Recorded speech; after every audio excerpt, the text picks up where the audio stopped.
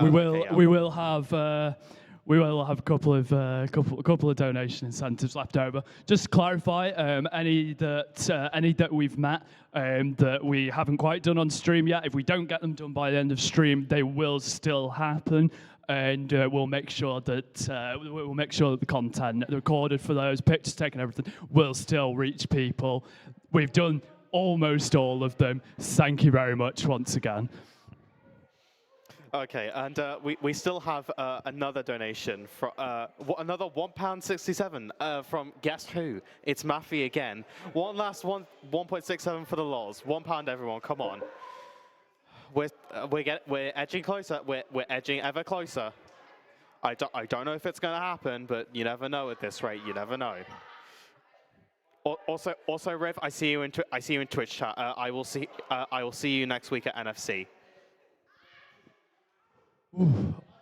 Also, I want to answer the question from chat earlier.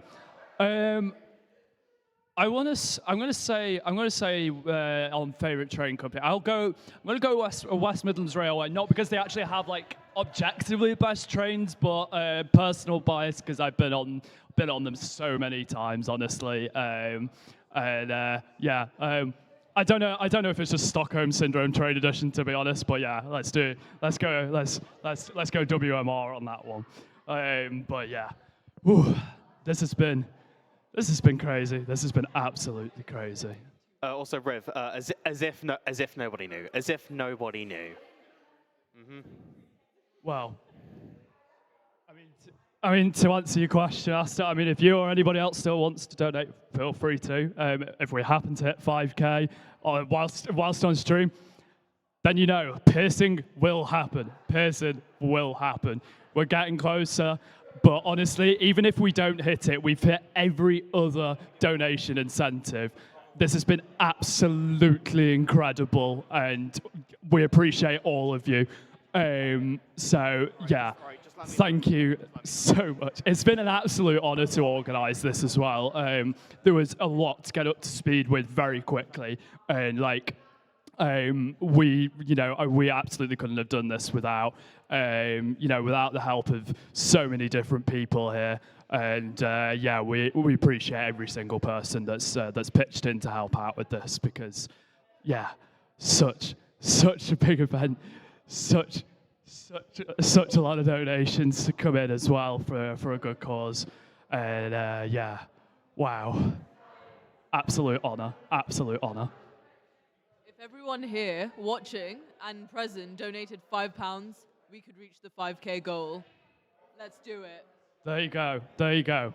If everybody watching were to donate £5, we would hit the £5,000 goal. So. Final push whilst we're on stream. Exactly £200 to go. Josh H has donated £40 and 78p with a comment of Macapaka. Thank you very much, mate. Appreciate that from you. £200 to go if you want to see me get my ears pierced. £4,800, well over double the WASD record now. Absolutely phenomenal. My brain is fried. This is incredible. Absolutely incredible. Yeah, another square £200 to go. We're going to drag this. I think we're going to drag this out even more, because I've just gotten the green flag from FalComplex/Kildy that the fanfic is ready, and it is indeed PG appropriate. He is. He looks so done. I just want to check with tech that we are okay to do that. You do not need to get it up on the screen if you don't want to. I can read it out off my laptop. Yeah, okay. Now I just need to find it. It's somewhere on here.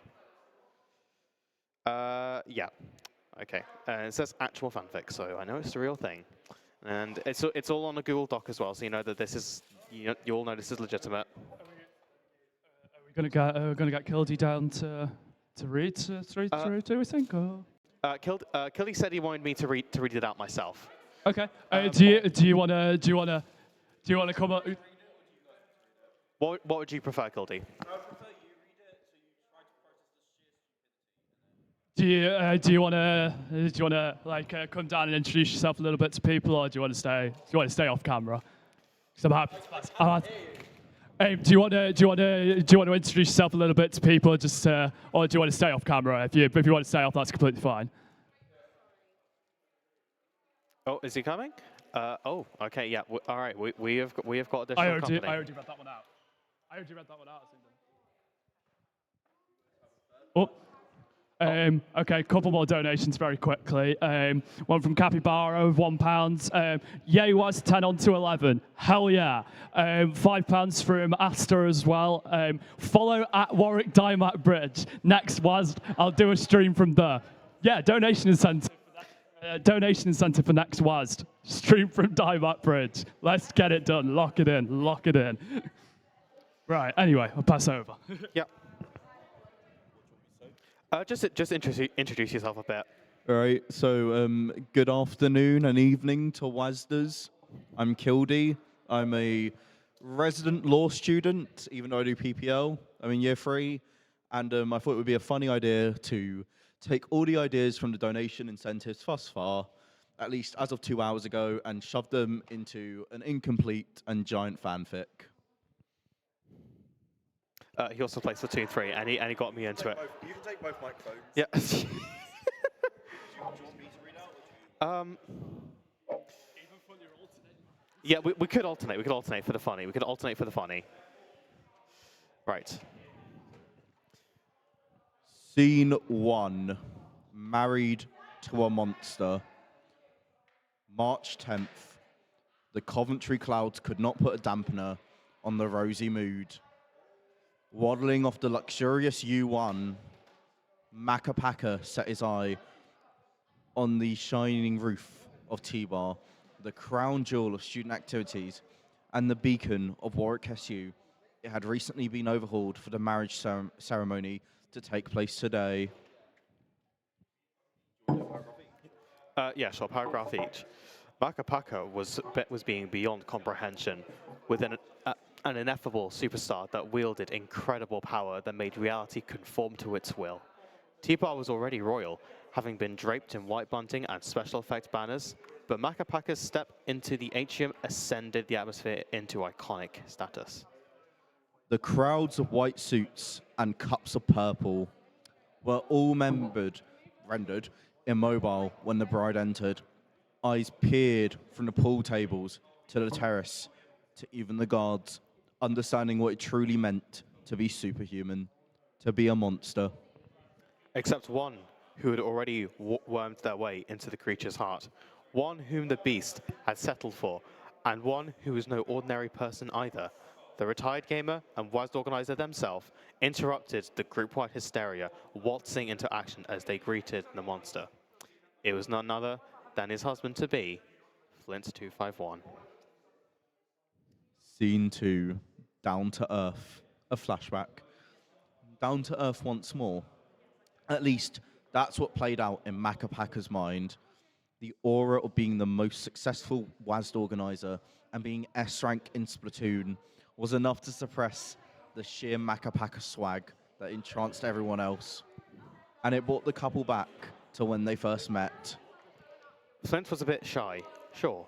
It was Valentine's Day, but they had no one to spend it with and nothing better to do given the gaming carnival of WASD had wrapped up for the day. The Humanities building seemed to be the ultimate shelter, even if the asbestos contained by the careful diffusion spread of 3 well-placed deodorant bottles. The venue arguably as close to a home as he could have on the day given it was too unsafe to traverse beyond the campus bubble. Unbeknownst to him, the Humanities building was preoccupied for another very special celebration. February 14th was not just Valentine's Day, it was Mario's Day. Red stripes? Jet boots? Oh my god. Thought the ex-Mario Kart Wii enthusiast entering the room, ready to rejoin a toxic ex and equip the Flame Runner once more to go to war against the other Mario enthusiasts. Without warning, a star appeared. Bright enough to permeate through the archaic infrastructure of the Humanities building. 60 years of concrete and rubble all evaporated into dust as the skies parted. The divine intervention imparted clarity and intention into Flint's mind, preventing him from reuniting with Inside Drift. Up above, the clouds parted ways for a rock-shaped figure, and in a blaze of glory, Makapaka fell from the heavens, crash landing through the roof of the library, conveniently destroying H2243 and stunning the room.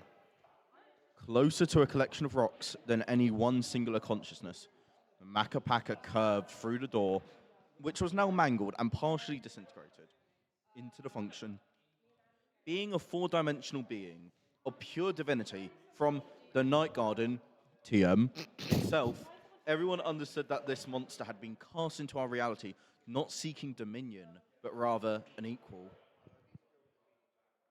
The extraterrestrial, untamed trespasser compelled acknowledgement.